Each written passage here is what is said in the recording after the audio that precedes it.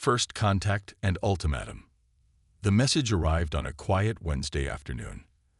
Admiral Yuri Volkov was reviewing satellite deployment schedules when his screen flickered, replacing military projections with unfamiliar symbols that rapidly transformed into English. He reached for the emergency protocol button, but paused as the message stabilized. To the governing authorities of Earth, the Celestial Consortium has deemed your civilization ready for integration. Our representatives will arrive in 7 solar days to discuss terms of protection. Prepare a single diplomatic representative to receive instructions. For 48 hours, the message repeated on every communication system worldwide. Television broadcasts, radio signals, internet connections, all intermittently displayed the same announcement. Global panic seemed imminent until world leaders convened an emergency United Earth Council session. "This isn't a request," General Santos of Brazil stated flatly. "This is a thinly veiled ultimatum." The council chamber erupted in overlapping arguments about military responses, surrender terms, and mass evacuations. At the far end of the table, Dr. Elena Reyes, Director of Diplomatic Relations, studied the message wording with narrowed eyes. "They're using our own diplomatic language against us," she said, her voice cutting through the chaos. "This reads exactly like our own historical colonization notices, offering protection as a cover for subjugation." The room fell silent as satellite imagery appeared on the main screen. 3 massive vessels had appeared at the edge of the solar system, each larger than Earth's moon. "They've been watching us," Elena continued.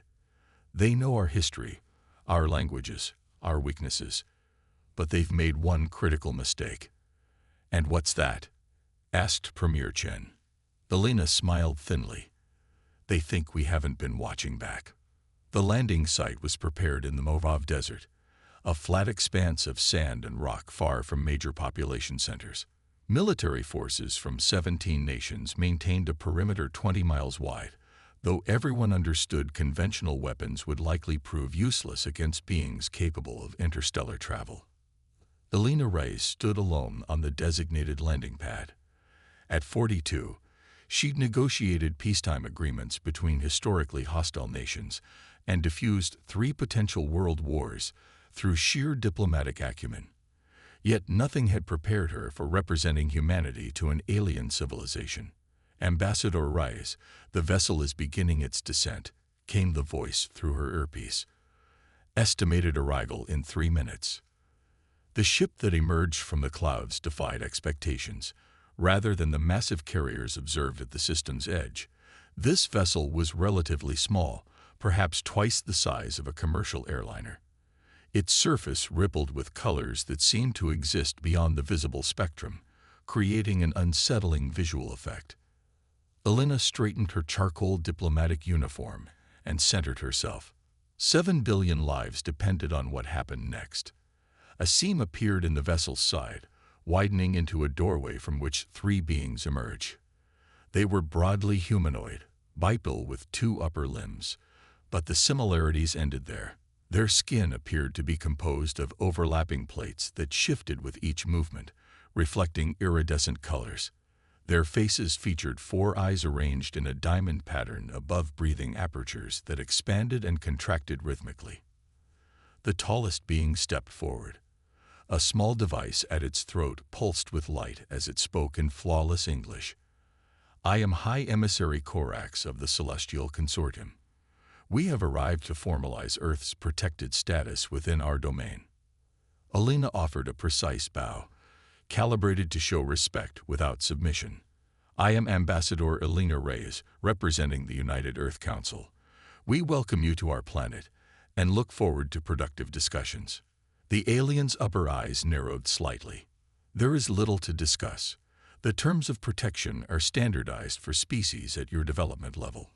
Perhaps we could review these terms in more comfortable surroundings," Elena suggested, gesturing toward a nearby structure. "We've prepared facilities for our meeting." The aliens followed her to a simple but elegant building. Inside, a conference room awaited with accommodations designed for both human and potentially non-human anatomies. Cameras discreetly broadcast the encounter to billions watching worldwide. Once seated, Korax activated a holographic display showing a document in flowing alien script that transformed into English as Alina watched. "These are the standard protection terms," Korax stated flatly. "Your world will receive technological assistance appropriate for your development stage. In exchange, Earth will provide the consortium with designated resources and abide by consortium regulations regarding space development and defense capabilities." As Alina read through the document, her diplomatic instincts flared warnings. The protection would effectively reduce Earth to a colony. The appropriate technology would keep humans dependent on consortium approval for advancement. The designated resources included virtually all of Earth's rare elements. "This is quite comprehensive," Alina said carefully. "Our council will need time to review these terms." "Time is unnecessary," said the second alien, speaking for the first time. "All protected worlds accept these terms. They are non-negotiable." "How many protected worlds are there?" Alina asked. 174 currently, Korax answered. "Earth will be the 175th. "And how many full consortium members exist?" "The consortium includes 31 sovereign species." Alina nodded thoughtfully. "I noticed the document mentions consortium outposts in our solar system. Are these already constructed?" The aliens exchanged quick glances before Korax replied. "Preliminary infrastructure was established when we detected your civilization approaching technological awareness." "I see," said Alina. "And when was that?" "Approximately 150 of your years ago." Alina maintained her composed expression, but internally her mind raced. They had been observing humanity since the Industrial Revolution. "We expect your leaders to sign the protection agreement within 3 Earth days," Korax continued. "Then the integration process will begin." "Of course," Alina replied with a diplomatic smile. "We'll need copies of this document to share with our governments." As the meeting concluded, and the aliens returned to their ship, Alina's assistant rushed to her side. "What do we do?" he whispered urgently. Alina watched the alien vessel rise silently into the clouds. "Activate the Prometheus protocol," she said quietly, "and schedule me on the next flight to Geneva. I need direct access to the archive." "But they've given us only 3 days," her assistant protested. "They've been watching us for 150 years, Alina replied with unexpected steel in her voice. "It's time they learned what they've missed." The archive beneath Lake Geneva had been the world's best-kept secret for over 70 years. Established after the discovery of an anomalous signal in 1977, the facility had expanded into a vast underground complex dedicated to researching potential extraterrestrial contact. Alina placed her palm against the biometric scanner, then submitted to retinal and voice verification before the 30-ton doors slid open. Director Kwame Nkosi greeted her in the antechamber. "We've been expecting you, Ambassador. The Council has granted you full clearance." "Show me everything we have on the Celestial Consortium," Alina said without preamble. "Follow me." They descended in a high-speed elevator to a level marked simply as Phonology. The doors opened to reveal a cavernous room where dozens of scientists worked at holographic stations. "We've been intercepting their communications for decades," Kwame explained, leading her to a central platform. "Their encryption is advanced, but not impenetrable. Professor Chen developed an algorithmic decoder in 2037 that gave us our first insights." He activated a display showing star charts with highlighted regions. The consortium controls approximately 8% of the Milky Way galaxy. Their territory is divided into 3 tiers: core worlds inhabited by founding species, aligned worlds with limited autonomy, and protected worlds, effectively resource colonies. "And they want Earth to join the latter category," Alina observed. "Precisely. But that's not why they're here now, after centuries of observation." Kwame brought up a 3-dimensional galactic map with pulsing lines connecting various star systems. "These are what the consortium calls flow corridors, regions of space where faster-than-light travel is more efficient. Think of them as interstellar highways. He zoomed in on Earth's location. 3 major flow corridors intersect near our solar system. We're sitting on the equivalent of a cosmic interstate junction. Strategic position, Elena murmured. Extremely. But there's more. Quaim brought up another display, showing what appeared to be shipping manifests. We've identified another spacefaring civilization operating beyond consortium space, the Nixian Collective. They've been conducting small-scale trade with outer consortium worlds despite apparent restrictions. The consortium doesn't have complete control, Elena realized. No interstellar power ever does. And based on our analysis of communication patterns, there's significant tension between core species about resource allocation and territorial expansion. Elena studied the displays, her mind working rapidly. Has the Prometheus protocol been fully implemented? Yes. All essential data has been transferred to secure locations. Defensive systems are on standby, and the deep space monitoring network is fully operational. And Project Firewall? Quaim hesitated. It's operational, but untested beyond simulations. We can't guarantee. It doesn't need to work perfectly, Elena interrupted. It just needs to work enough to demonstrate capability. She turned to face the director. I need a direct quantum link to the Council, and I need your best xenopsychologists to help me prepare for what comes next. What exactly are you planning, Ambassador? Elena's expression hardened with determination. I'm going to renegotiate the terms of humanity's relationship with the galaxy, beginning with refusing their offer. Quaim stared at her in shock. They could obliterate us. They could, Elena agreed, but they won't. They need our location more than they need our submission, and they're about to learn that humans don't respond well to ultimatums. On the final day of the deadline, Elena returned to the landing site alone. This time, she carried nothing but a small data crystal in her pocket. The alien ship descended precisely on schedule, and Corax emerged with the same 2 companions. Ambassador Reyes, the High Emissary stated, "We have come to receive Earth's formal acceptance of protection status." Elena stood straight, her expression composed but unyielding. "High Emissary Corax, I thank you for returning. I have been authorized to deliver the United Earth Council's response." She removed the data crystal and held it up. Earth respectfully declines the offered protection agreement. The aliens froze momentarily, their plate-like skin rippling in what Elena's briefing suggested was extreme surprise. "Decline is not an option," Corax said, voice hardening. "Protection is mandatory for developing worlds within consortium space." "With respect," replied Elena calmly, "Earth was not in consortium space until you declared it so. We were not consulted about this designation." "Consultation is not required," said Corax. "The consortium has authority over all developing worlds within mapped space." Elena smiled slightly. "And yet our monitoring stations have detected another interstellar civilization, the Nixian Collective, operating independently along your borders." The reaction was immediate. The alien skin flashed with dark patterns, and their posture stiffened. "Your monitoring capabilities cannot possibly," Corax began. "We have been developing on our own terms," Elena interrupted smoothly. "While you observed our television broadcasts, we were detecting your communication networks. While you monitored our weapons tests, we were analyzing your propulsion signatures." She extended the data crystal toward Corax. "This contains our counterproposal. Humans do not seek protection. We seek partnership. We are willing to join galactic society, but as peers, not subjects." Corax did not take the crystal. "This is unprecedented. You cannot dictate terms."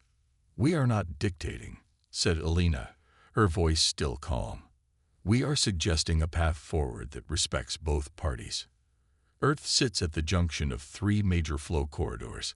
We are aware of the strategic value of our location." She paused, letting the implication sink in. Any agreement must acknowledge this reality. "This meeting is concluded," Corax stated abruptly. "The consortium will consider your counterproposal." As the aliens retreated to their ship, Elena's communication device vibrated. She discreetly checked the message from Quame. Firewall successfully redirected their scanning attempt. They tried to access our defense networks. Elena watched the ship ascend until it vanished into the clouds. Phase 1 had succeeded. She had created doubt and disrupted their expectations. Now came the dangerous part. She activated her secure link to Geneva. "Initiate Phase 2, she said quietly, "and prepare the Odyssey for launch. I need to be ready to depart within 12 hours. "For where?" came the response. Elena looked up at the sky, where the alien ship had disappeared. "Wherever they're going, I'm taking this negotiation to their territory." Diplomacy's gambit. The Odyssey wasn't much to look at. Ostensibly an experimental atmospheric research vessel, the craft had been built in secret using reverse-engineered technology from the archive. It was humanity's first functional spacecraft capable of leaving the solar system, though only a handful of people knew of its existence. Elena studied the vessel through the observation window of the underground facility. Will it be able to follow them? Dr. Sato, the project's lead engineer, nodded. "We've been analyzing their propulsion signature since they entered our system. The Odyssey can track their quantum wake through subspace. We won't match their speed, but we'll be able to follow. And they won't detect us. The adaptive camouflage system should mask our energy signature. To their sensors, we'll appear as background radiation, nothing more than space debris." Elena turned to face the assembled team, scientists, military strategists, and diplomatic advisors who represented the best minds Earth had to offer. "This mission carries significant risk," she acknowledged. "If I fail, the consortium may retaliate against Earth. That's why the Prometheus Protocol is essential. It gives us leverage." General Volkov stepped forward. "The satellite network is fully operational. At your command, we can activate the quantum disruption field around Earth. Based on our analysis of consortium technology, it would prevent their ships from approaching within lunar orbit. A defensive measure only," Elena emphasized. "We're not starting a war. We're changing the terms of negotiation." "What's your actual plan once you reach their territory?" asked Dr. Maya Singh, Earth's leading genopsychologist. Elena smiled. "I'm going to create division among their leadership by exploiting what we know about their internal politics. The consortium isn't monolithic. It's a collection of species with competing interests. And based on the communications we intercepted, not all of them support the current expansion policy." She turned back to the viewport, watching as technicians made final preparations to the Odyssey. "Most importantly, I'm going to demonstrate that humans aren't just another species to be cataloged and controlled. We're going to show them exactly why underestimating humanity is their greatest miscalculation." Traveling through subspace was nothing like Elena had imagined. There were no stars streaking past, no sensation of movement, just a subtle vibration throughout the ship and the faint bluish glow that seemed to permeate everything. "We're maintaining distance behind the consortium vessel," reported Captain Lewis from the pilot's station. "At current velocity, we'll reach their destination in approximately 48 hours. Elena nodded, studying the holographic display that showed their position relative to the alien ship. The consortium vessel was following one of the flow corridors they had identified, traveling at speeds that would have been impossible for conventional human technology. "Any sign they've detected us?" "None," answered Specialist Jen from the sensor station. "Their scanning patterns remain consistent. As far as they're concerned, we don't exist." Elena spent the journey reviewing everything they knew about the consortium's structure and member species. The archive had identified at least 12 distinct species within the leadership hierarchy, each with their own biological characteristics and apparent cultural priorities. Most intriguing were the communications suggesting internal disagreement about expansion policies and resource allocation. Several species, particularly those designated as founding members, seemed to favor a more conservative approach, while others pushed aggressively for new territories. "Ambassador," Captain Lewis called out, "we're approaching what appears to be their destination. You'll want to see this. The holographic display shifted to show a massive structure floating in space, a sprawling complex of interconnected modules spanning several kilometers. Around it orbited hundreds of vessels of various sizes and designs. A space station, Elena asked. More like a city, Jen replied. We're detecting over 30,000 life forms aboard. Based on energy signatures, it appears to be a major administrative center. Elena studied the structure with a mixture of awe and determination. This changes nothing. Prepare the stealth shuttle. I need to get aboard that station without being detected. Captain Lewis looked alarmed. Ambassador, with all due respect, that's an insane risk. We have no idea what security measures they have in place. Actually, we do, Elena countered, bringing up intercepted communications on her tablet. The consortium prioritizes efficiency over security. Their identification systems are primarily designed to regulate access between different sections, not to detect unauthorized entries. She highlighted a particular section of the station. This appears to be a commercial hub with high traffic volume. Perfect for blending in while I gather intelligence. And how exactly do you plan to pass as an alien? Lewis asked skeptically. Elena smiled and gestured to Dr. Singh, who activated a small device on her wrist. A subtle shimmer passed over her body, and suddenly her appearance changed. While still recognizably human, her skin now had a faint bluish tint with subtle patterns that shifted with her movements. Adaptive camouflage, Dr. Singh explained. It won't fool a direct medical scan, but casual observation should register her as a minor consortium species. I'll maintain communication through the quantum link, Elena said, her mind made up. The shuttle leaves in 30 minutes. The commercial hub of Nexus Station was a riot of sights, sounds, and smells from a dozen different worlds. Elena moved carefully through the crowded pathways, her camouflage field adjusting to match the casual confidence of other visitors. The translation implant in her ear converted the cacophony of alien languages into comprehensible English, allowing her to eavesdrop on conversations. Most were mundane. Complaints about resource allocations, discussion of trading opportunities, gossip about political maneuverings. She made her way toward what appeared to be an information terminal, careful to observe how others interacted with the technology before attempting it herself. A simple gesture activated the holographic interface. Welcome to Nexus Central, announced an artificial voice. How may I direct you? I seek information on protected worlds, Elena replied, mimicking the formal speech patterns she'd observed. The terminal displayed a map showing dozens of star systems highlighted in various colors. The consortium currently oversees 174 protected worlds across 3 sectors. Would you like specific information on a particular system? Show me comparative development statistics for protected worlds over the past century. A series of graphs appeared, showing resource extraction rates, technological advancement metrics, and population growth across various worlds. Elena studied them carefully, noting the patterns that emerged. Every protected world showed the same trajectory. Initial resource exploitation followed by carefully controlled technological advancement that never seemed to reach independence.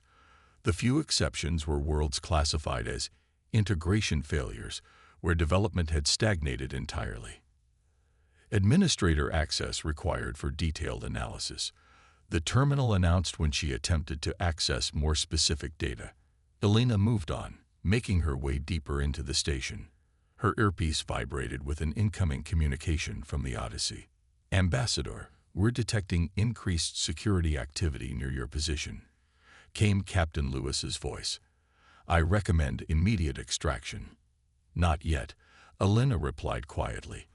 I need to access their central archives. According to the station schematic, there should be a public terminal near the administrative sector. She navigated through increasingly regulated areas, her camouflage field attracting occasional curious glances, but no direct challenges. Finally, she reached a quieter section, with several information terminals guarded by floating security drones. Elena waited until the drones moved to the far end of their patrol route before approaching a terminal. She inserted the data crystal she'd brought from Earth, which contained specialized decryption algorithms developed from intercepted consortium communications. Initiating information request, she murmured, activating the terminal. The holographic display flickered momentarily as the crystal's programs engaged with the system. Then data began flooding the screen: internal communications, policy directives, and most importantly, classified reports on emerging civilizations. Alina quickly copied the most relevant files before removing the crystal and moving away from the terminal. She had almost reached the exit when an alarm sounded. "Security breach detected in Archive Terminal 7, announced a mechanical voice. "All non-essential personnel clear the area." Alina quickened her pace, blending with the crowd of beings moving toward the exits. She had almost reached the commercial hub when a security drone descended directly in her path. "Anomalous biosignature detected," it announced, a scanning beam sweeping over her. "Identity verification required." Alina's heart raced, but her diplomatic training took over. She straightened, adopting the imperious bearing of the higher-caste consortium members she'd observed. "Stand aside," she commanded. "I am conducting authorized research on behalf of Counselor Tinlack. Your interruption delays critical work." The drone hesitated, its programming apparently conflicted between security protocols and deference to authority. In that moment of indecision, Alina stepped around it and continued walking with purpose. "All security personnel," came another announcement. "Unknown intruder detected in Section 12. Lock down all transit points."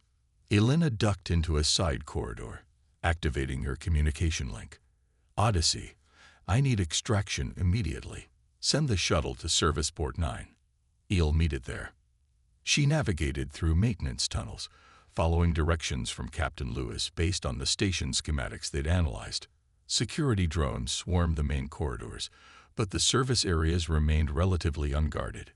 Alina reached the service port just as the station's internal gravity fluctuated, a deliberate security measure to disorient intruders.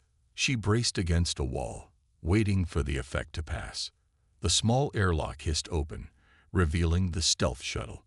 Alina dove inside, and the craft detached from the station seconds before security forces converged on the port. "Did you get what you needed?" asked the pilot as they accelerated away from the station. Alina held up the data crystal, her expression grim but determined. "More than enough. Now we need to get back to the Odyssey. It's time for Phase 3. The Odyssey had relocated to the shadow of a small moon orbiting a gas giant, 2 light hours from Nexus Station. Alina gathered the crew in the main conference room to share her findings. "The consortium isn't just exploiting protected worlds," she explained, displaying the data she'd retrieved. "They're deliberately limiting their development to maintain control.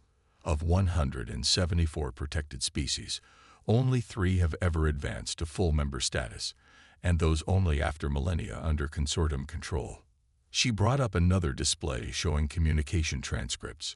More importantly, there's significant division within the consortium leadership. The Thraxi and Valthan, founding species, have been advocating for reform of the protection system, arguing that it's become exploitative rather than beneficial.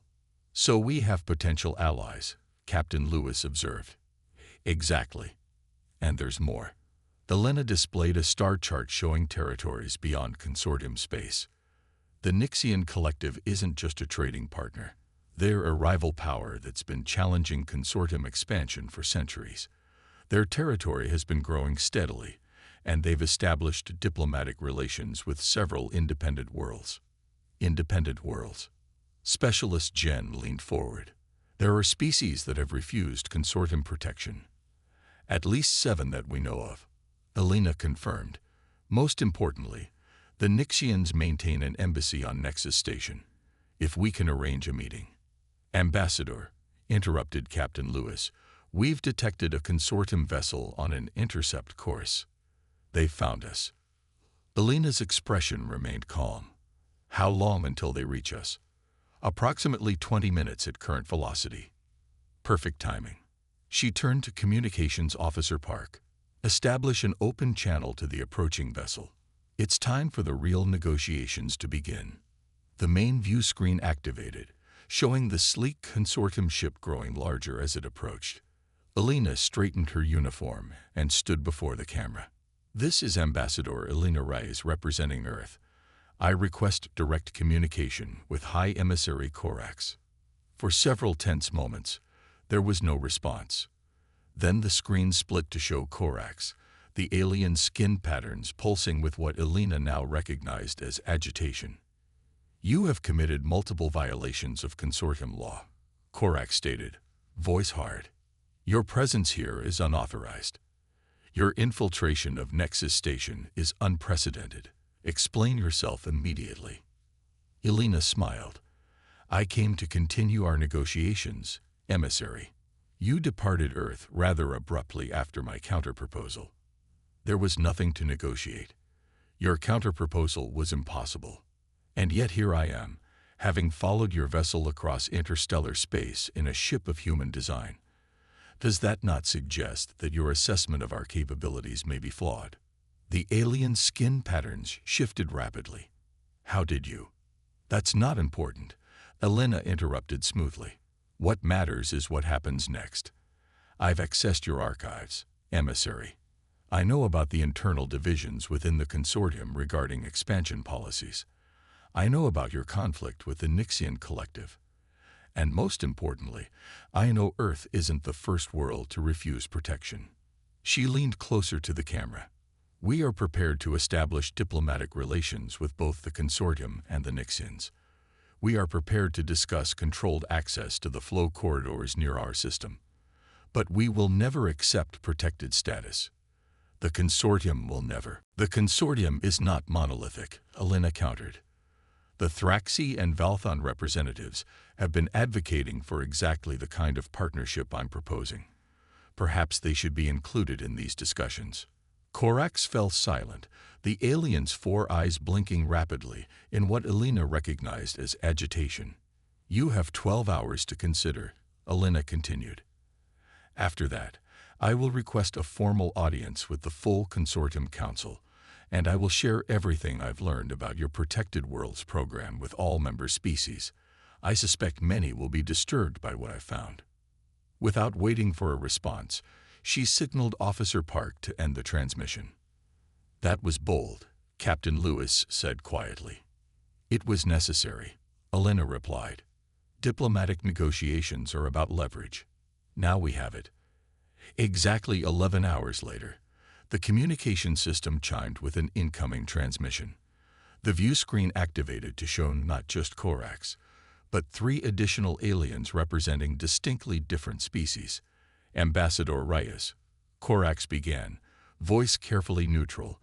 "After consultation with consortium leadership, I am authorized to invite you to present your proposal to a special committee of the Council." Elena noted that Corax didn't look pleased about this development. "I accept your invitation, emissary. When and where shall we meet?" "A neutral location has been arranged," said one of the new aliens, a tall, willowy being with crystalline features. "I am Counselor Thraxi. We are prepared to hear your proposal in good faith. The proceedings will be observed by representatives from the Nixian Collective," added another alien with distinctive spiral patterns across its torso. "I am Counselor Valthon. Your appearance has created quite the stir within our governing body, Ambassador." Elena bowed respectfully. "I look forward to productive discussions." After the transmission ended, Elena turned to her crew with a satisfied smile. "Phase 3 complete. Now we prepare for the final negotiation. Earth's future in the galaxy is about to be redefined." The meeting took place aboard a Nixian diplomatic vessel positioned exactly halfway between Nexus Station and the Odyssey.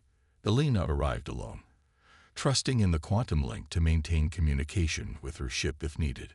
The conference chamber was designed to accommodate multiple species, with adaptive seating and atmospheric conditions that shifted subtly throughout the space. Representatives from 7 consortium species were present, along with 3 Nixian diplomats whose bioluminescent skin pulsed with changing patterns. Elena took her place at the central table, facing the assembled delegates with confidence born of thorough preparation. "Honored representatives, She began, "I come before you not as a supplicant seeking protection, but as an equal proposing partnership. Humanity has observed your civilizations just as you have observed ours. We understand the strategic importance of Earth's position near the junction of three flow corridors. We recognize the value this represents to both the consortium and the Nixian collective." She activated a holographic display showing a new type of agreement, one she had crafted during the journey to Nexus Station. "I present for your consideration the Galactic Accord, a new framework for interspecies cooperation based on mutual respect and shared advancement rather than protection and control." The key provisions appeared in various languages. Independent worlds would maintain sovereignty while participating in galactic affairs. Flow corridors would be administered by a joint council representing all signatory species. Technology sharing would be reciprocal rather than restricted. Resource extraction would require fair compensation and environmental protections. Military action against any signatory would constitute an act of war against all. "This is unprecedented," objected Corax. "The consortium has maintained order through the protection system for millennia, and yet your internal reports show declining advancement rates among protected worlds," Elena countered. "Meanwhile, independent species like the Nixians have achieved technological parity without consortium oversight." "The ambassador speaks truth," said the lead Nixian representative, their skin flashing approval patterns. "The collective has long advocated for a more equitable galactic structure. Humanity offers a unique opportunity," Elena continued. "We stand at a crossroads between your civilizations. We can either become another contested resource, with all the conflict that implies, or we can be the foundation for a new type of interstellar cooperation." She looked directly at each delegate in turn. "Earth will never accept protected status. That path is closed. But we are eager to join a true partnership of equals, contributing our unique perspectives and innovations to galactic society." The Thraxi counselor leaned forward. "What guarantees can you offer regarding the flow corridors? These are critical to galactic commerce." "Regulated access for all signatories of the Accord," Elena replied promptly. "Earth has no interest in controlling these corridors, only in ensuring they remain open to all peaceful travelers." "And what of your defensive capabilities?" asked Valthan. "Your species has demonstrated remarkable resourcefulness." Elena smiled slightly. "Earth maintains sufficient defensive measures to ensure our sovereignty. We would be willing to integrate these systems into a mutual defense framework under the Accord." The discussion continued for hours, with proposals and counterproposals flying across the table.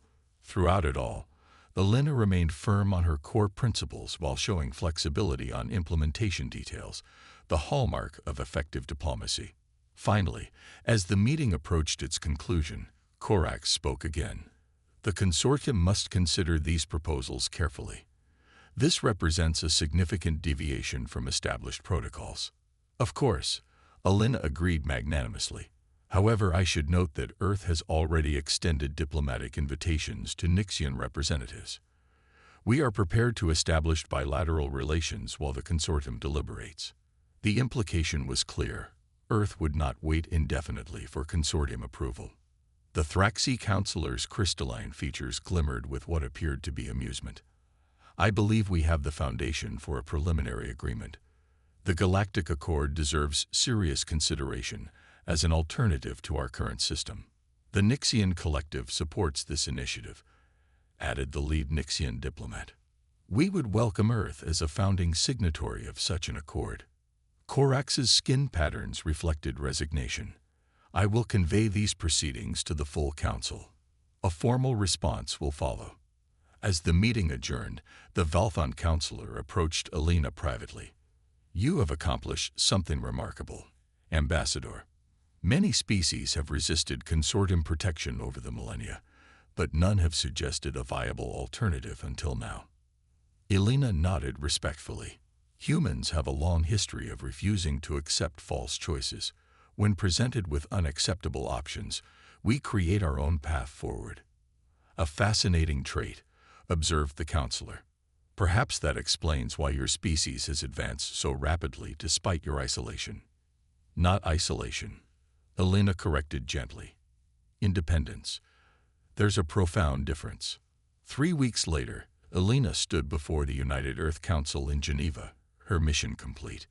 On the display behind her floated the text of the newly ratified Galactic Accord, signed by representatives of 17 spacefaring civilizations, including the core members of both the consortium and the Nixian collective.